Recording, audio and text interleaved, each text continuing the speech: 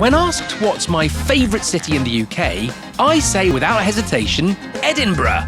Surprisingly, it's home to less than 500,000 people, and back when I was a student, I was one of them. The city is all about fabulous food and delicious drinks. Join me on this adventure as I show you what the city has to offer. This is Ollie's Jollies.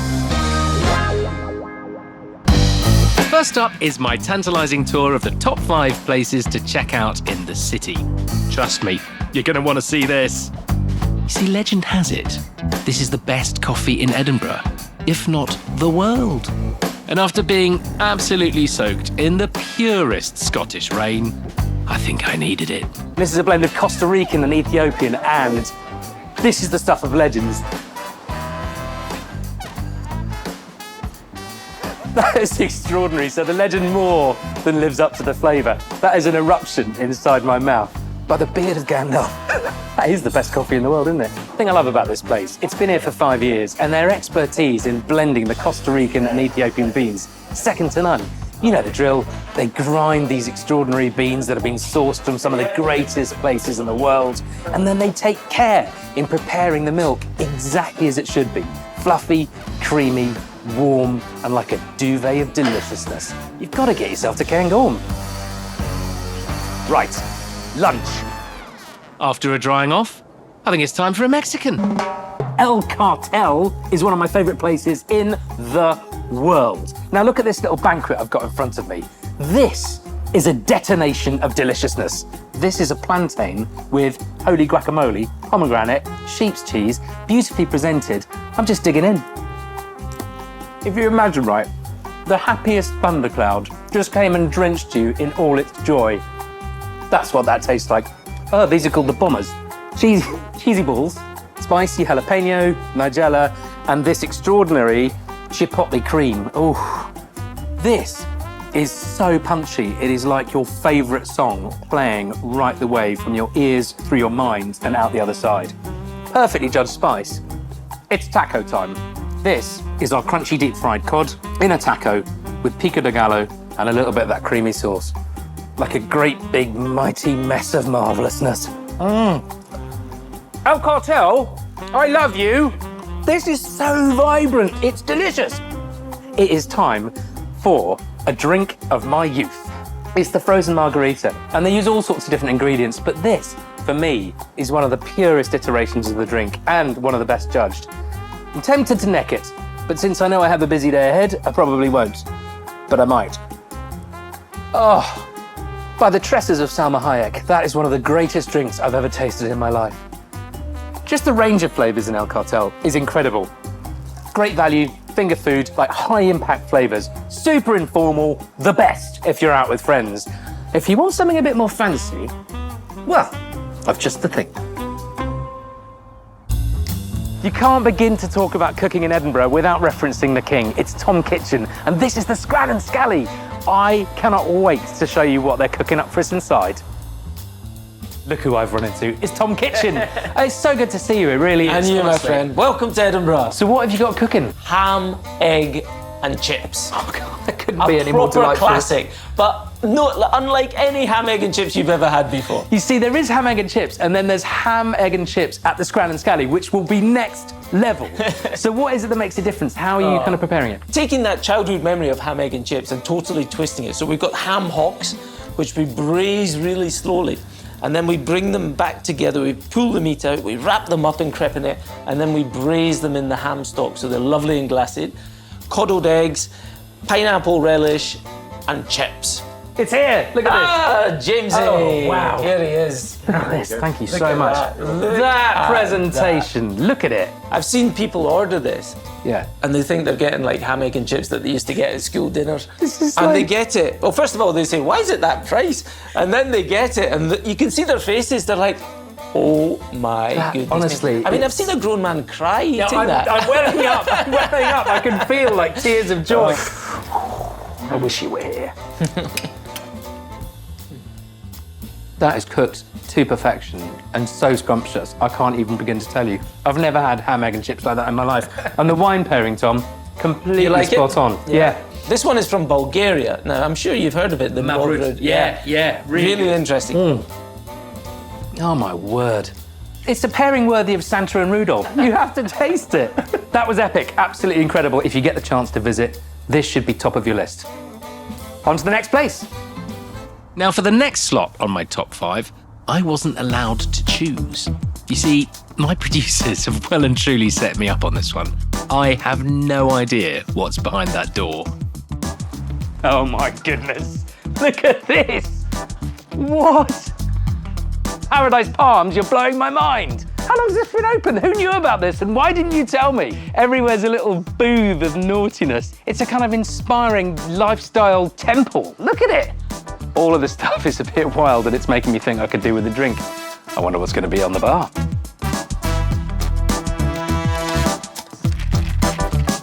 Szechuan slipper, right. Lemon juice. Ah, the Szechuan syrup, that'll be the sweet fireworks. Wouldn't mind being kicked in the balls repeatedly by that. Just another option. Yes. That cocktail's amazing, but I hear their food is also superb. I was now dished up an incredible platter of delights. Clearly, the producers like me. This all looks amazing, and the food in this place is all plant-based. It looks so sumptuous and inviting. I've got some seitan here, I've got some dill slaw, sweet corn, potato salad, buckfast, spicy dip. Come on, come on. That is so scrumptious. The flavours are etched onto my palate. The neon is burnt into my eyeballs. If you're after even more cocktails, there is only one place you can go. I'm here at Lucky Liquor. It is so beautiful for the vibe, but look at this, on the back of the bar, 13 spirits, 13 liquors, they rotate every 13 weeks. So if you come back here, you're always sure you're gonna get something a little bit different. And I've got 2 cocktails here for you. The first one is the Twister, with a bit of strawberry ice cream. I've got some lime sherbet in there, pineapple, lime, salt, and a little bit of mezcal. Oh, I'm going in. Oh my word. I've stepped through the portal into the next dimension. That is delicious. The strawberry blends in with that little smoky touch of mezcal and it just starts to dance. Wow. Next cocktail, Jade Mountain. Now this has one of my favourite spirits in it. Pisco comes from South America, just like a missile, a meteorite, firing purity direct through your eyeballs into the back of your mind. It's got that in it, green curry spices, lucky kummel, lime coconut water, and dry lime soda. And look at it, it's just a heap of goodness in a glass. Flip my wig. You've just elected me to president of my own lifestyle. That is the way to rule the world. What a cocktail! You need to get yourself to Lucky Liquor. You may not be able to taste this one, but you're going to taste something incredible. It looks like this thing's doing the waltzer in my brain. That's a delicious drink. So there we have it, my top 5 things to check out in Edinburgh. But fear not, there's plenty more to come. If you want more of an experience, then look no further than the Scotch Whisky Experience. I was lucky enough to be shown around by the Queen of Whisky herself, Julie Trevisan-Hunter. And in the next clip, I'm going to be walking into my idea of hell. My word! I've never seen so many bottles of whiskey in my life. This is extraordinary. How many bottles are we looking at? We have 3,384 individual and unique bottles, all unopened on display. Well, can't we drink any of them? I mean, there must be 1 or 2 that I can have a look at some of the older ones, surely. So these are the 2 oldest in the whisky collection here. They date back to the late 1800s and just the turn of the century, the beginning of the 1900s. Is it possible to have a taste of any of them? So not these ones. Yeah. These are strictly behind glass, Okay. but I have got one of our older whiskies, which is a pretty special one that I thought might be nice to raise a dram in the whisky collection. Am I allowed? I'm going to check with my... They're all nodding. The production team are saying absolutely, dive in. Why not? Well, when in Edinburgh? So this is our 21-year-old blend that we created for our 21st anniversary, but it's quite unique, quite special, and I think a lovely dram. Julie, that is alive. People think of whiskey maybe as being heavy. This is a dancing drink. It's a light, bright refresher. What a sumptuous delight. Thank you. Surely you can't have any more bottles than this, though. We've got a few more around the corner. Do you want to follow me and we'll explore the final part of the clip? Yes, I love Edinburgh so much. I'm literally living my dream. This is wonderful. My dream continued with Julie showing me the rest of the Scotch whisky experience, and needless to say, I drank my fair share of drams. Of course, the rest is for you to discover yourself. Once you're suitably sourced, then you'll learn about one of whisky's best pairings, cheese and chocolate. So Julie, we've tasted a few whiskies now, and I know I need to kind of have a little bit of a nibble just to set myself right. It's been delicious, but how does whiskey pair with food? My preferred matches are Yes. a beautiful Scottish blue cheese and a dark chocolate. So these are my perfect matches with Scotch whisky. Wow, is there one I should try first? So let's go for the cheese first. So I the one shall. in the middle here Got the is whiskey.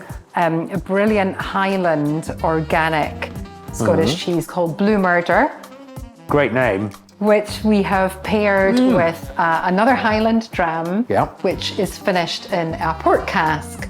So, port and cheese. Absolutely. That is a revelation.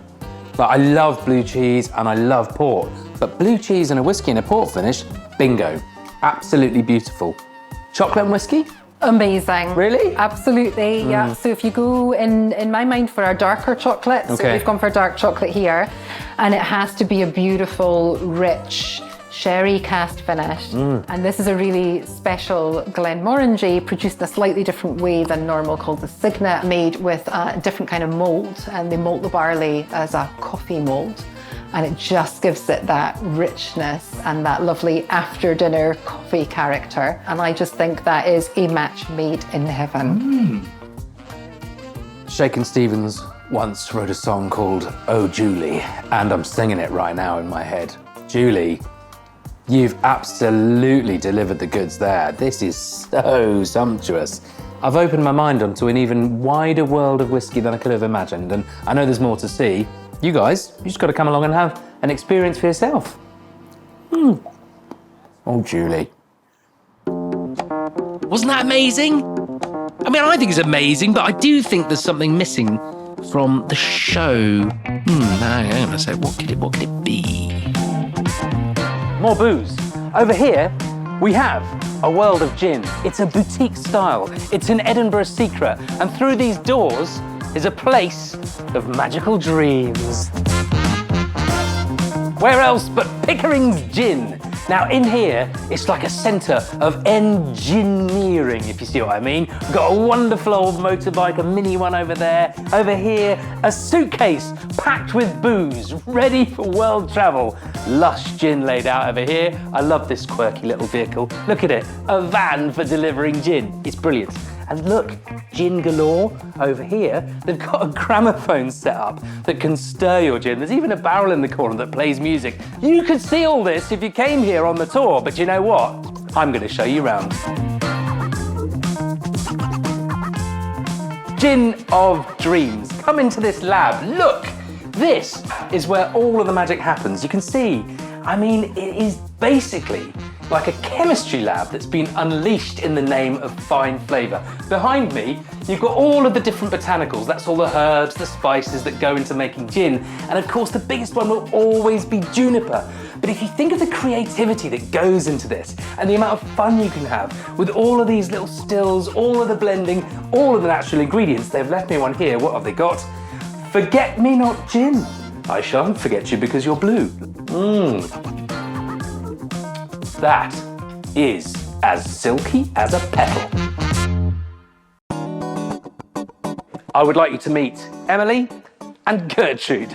These are the stills where the botanicals get steeped in the spirit. In this case, it's made from grain, and that gives a wonderful neutral base for all those flavours to be infused. And as they heat up, they rise as steam through all these amazing copper pipes that thread throughout the entire building. But it's very pokey stuff. When it comes out here, it's clear, and it's like 80% proof. It's properly boozy. You've got to dilute that back to get it in the bottle. So behind me here is where the water gets added, and there you begin to talk about what kind of gin you're going to enjoy at home. Here behind me, you can see some of the flavours that go into it. We've got some cloves, we've got some anise, we've got some lime. 1947 gin comes from a recipe from, obviously 1947, from Gopal, who was a friend of Marcus's dad. Now, he actually left the original recipe right here. So take a look. It looks like it's been written on the back of an envelope. But what I love about it is that not much has changed. You've got juniper right at the top, very important in your gin. Here we've got coriander, cloves, anise, fennel, cardamom, lots of other things going on. 1947 gin.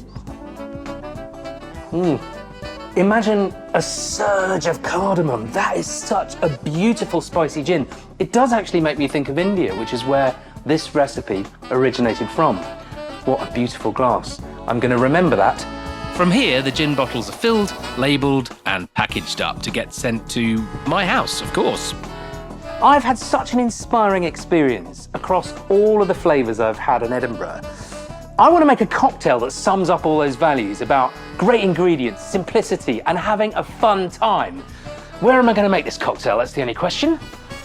I think I know just the place. Situated just behind the Pickering's gin distillery is the aptly named Royal Dick Bar. It's the perfect place for me to create my cocktail. Now this is a south side. So first of all, some fresh mint. Give it a slap. Throw it in your cocktail shaker and then muddle. There's a lot of people who go in there and muddle really hard. You'll bruise it if you go too hard. Gently is the way. You don't need to do too much to it. The bouquet is exceptional.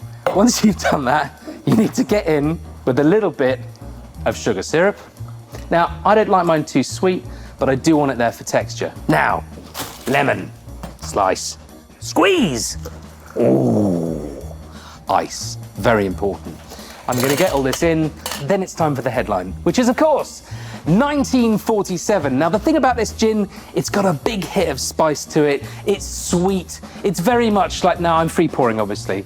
So as much or as little as you want. I think a little bit more. It's very much kind of sweet and spicy, I was saying, which is quite like me. Time for a shake. It goes on, standing by. Music, please. Halt. Commence. We're good, because my thumbs have just reached freezing point. Now, off comes the top. Present the glass, prepare yourselves, because this is the most delicious drink in the universe. Yes, yes, yes, yes. Now, the only thing left is liquid enjoyment. Here's to Edinburgh and to our 1947 Pickering's gin. Actually, I know the perfect place to enjoy this. Arthur's Seat. Look at it. The peak of it, the majesty. Now, I would climb up it. It's quite a long way. It's quite high, and I've got a drink in my hand, and maybe you could do it for me next time you come. It's all part of the jolly, isn't it, really? Look, there's someone up there. Is that you? When I think of all the things I've enjoyed today, the whiskey, the people, the vibe, I mean, the place, it's like someone has just had a brilliant dream and made it come to life. And that's what Olly's Jollies is all about. Cheers.